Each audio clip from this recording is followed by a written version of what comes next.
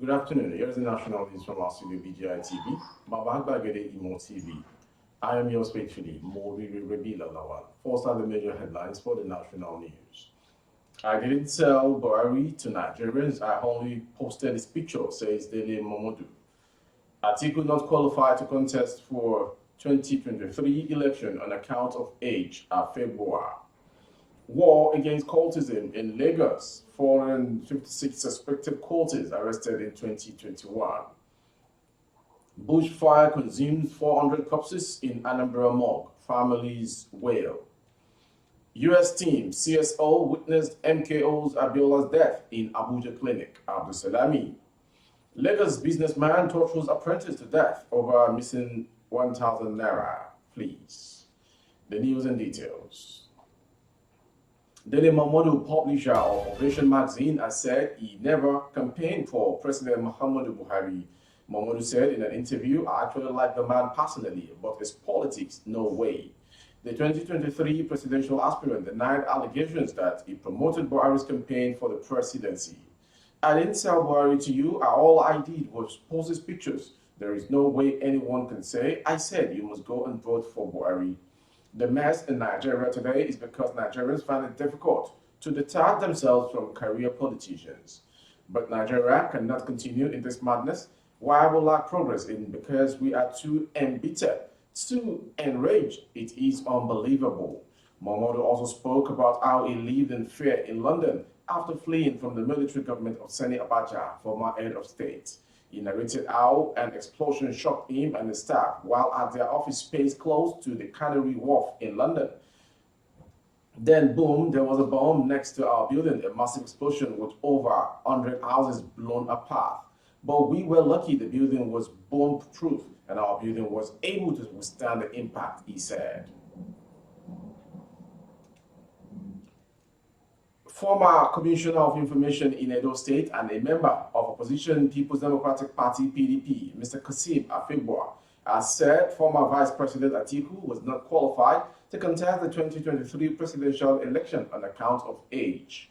He said PDP could not keep giving its ticket to Atiku, saying it would be immoral to do so, and urged the former Vice President to jettison his ambition and throw his weight behind the clamor for a southern candidate.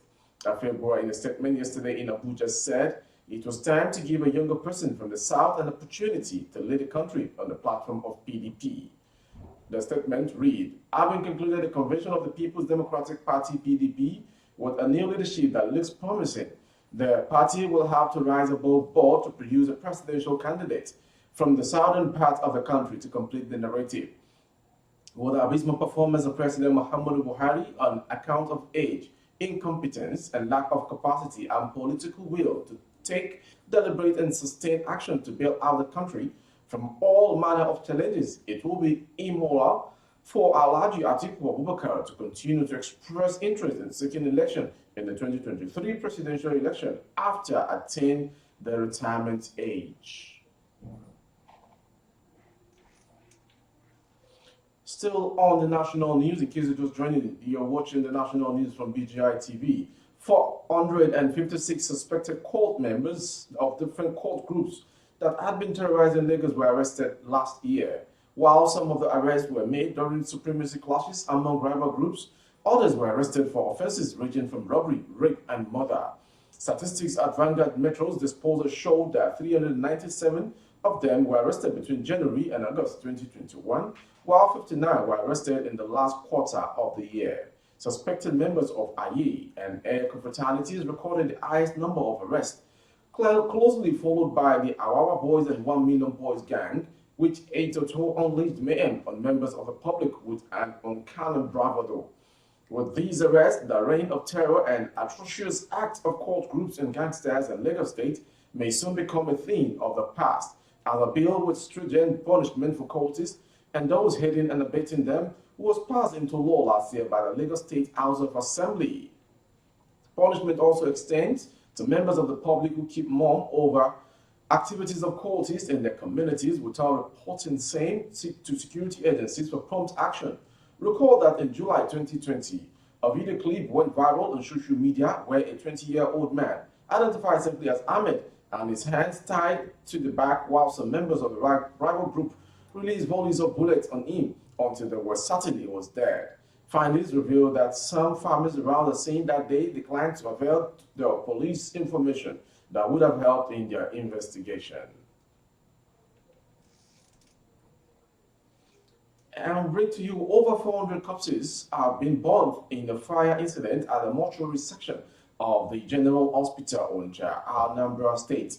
The fire, which lasted about 3 hours on Saturday, razed the mortuary building located behind the hospital facility. The fire was said to have emanated from a burning bush behind the morgue.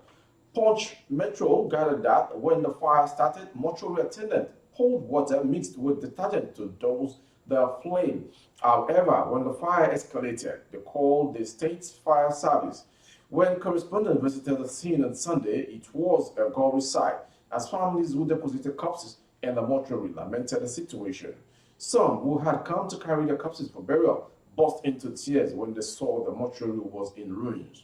One of them, Charles Ozor, said, "We came to take the corpse of a community member for burial, only for us to see that the corpses in the morgue had been burnt beyond recognition. We are confused, we don't know what to do." An eyewitness who did not want to be identified recalled that someone had cleared the bush behind the morgue and set it on fire. Another story for the national news. A former head of state, General Abdulsalami Abubakar, retired, said the late business mogul and winner of the June 12, 1993 presidential election, Chief MKO Abiola, was not killed, but that he died after falling ill in detention. He debunked the claim that Abiola allegedly took poisonous tea, which led to his death. Abdulsalami noted that each time the issue of late MKO Abiola regarding how he died was mentioned, he smiled, adding that, "I still thank God for directing me on the things to do when He gave me the leadership of this country." The former Nigerian leader spoke in an interview with the Trust TV monitor in Kaduna. He said, "Well, I smiled because there were a lot of allegations here and there that we killed Abiola. As always, when I am talking about late Abiola, I still thank God for directing me on things to do when He gave me the leadership of this country." On the day Moshood Abiola passed away, may he rest in peace, 2 to 3 things make me always say, "I thank my God for the guardians He gave me." One was I received a delegation from America headed by Pickering, who was then, I think, the Secretary of State or so. In his team, I remember very well, was Susan Rice. I remember her very well because of the role she played later. Now, during the incarceration of Moshood Abiola, except his personal doctor, to my knowledge, no member of his family saw him. So when I became head of state, based on consultation and interaction together with Ambassador Babagana Kingibe, I gave the family a date that they could come and see him.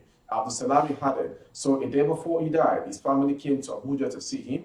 For one reason or the other, the whole family could not see him at the same time. So it was agreed that when this group of his family will see him today, tomorrow the next team will see him.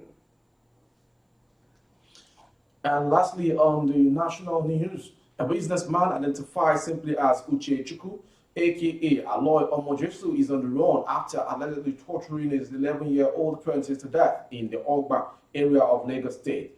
Punch Metro gathered that apprentice Sunday was accused of stealing 1,000 naira when Uche Chukwu, who was bent on making him confess to the allegation, descended on him. The victim was said to have died in the process as the suspect fled the community. Correspondent learned that the manager of Uche Chukwu's gas business, Blessing, while closing on Saturday, January 8, 2022, discovered that 1,000 naira was missing from the total sales for the day. To detect how the money went missing, Blessing demanded an explanation from Sunday, who handled sales that day. Another apprentice, Godwin, told correspondent who visited the shop on Inobimi Street, Oba, last Thursday, that Sunday gave an unsatisfactory response, prompting everyone, including Uche Chukwu, to suspect him. He said, when Blessing asked him how 1,000 naira went missing, he said the money was with a customer who did not complete payment for refilling gas. That was the national news from BGI TV. But before we go, a quick retake of the headlines. I didn't tell Buhari to Nigerians. I only posted his pictures. Dele Momodu. Atiku not qualified to contest 2023 election on account of age. February. War against cultism in Lagos. 456 suspected cultists arrested in 2021. Bushfire consumes 400 corpses in Anambra morgue. Families wail. U.S. team CSO witnessed MKO's death in Abuja clinic, Abdul Salami. And lastly, Lagos businessman tortures apprentice to death over missing 1,000 naira fleas. Thank you for watching. More updates on our YouTube channel, Baba Gbagede Imo TV. Kindly subscribe and click on the notification bell for updates. On Facebook, Gbagede Imo with Alawiye Adebayo. Please like and follow the page. On Instagram, Gbagede Imo _22. For advert placement of your goods and services, products, coverage of events and function, the phone number streaming on your screen is the number to dial. Thank you for being there. I am Mori Rabina Lawal.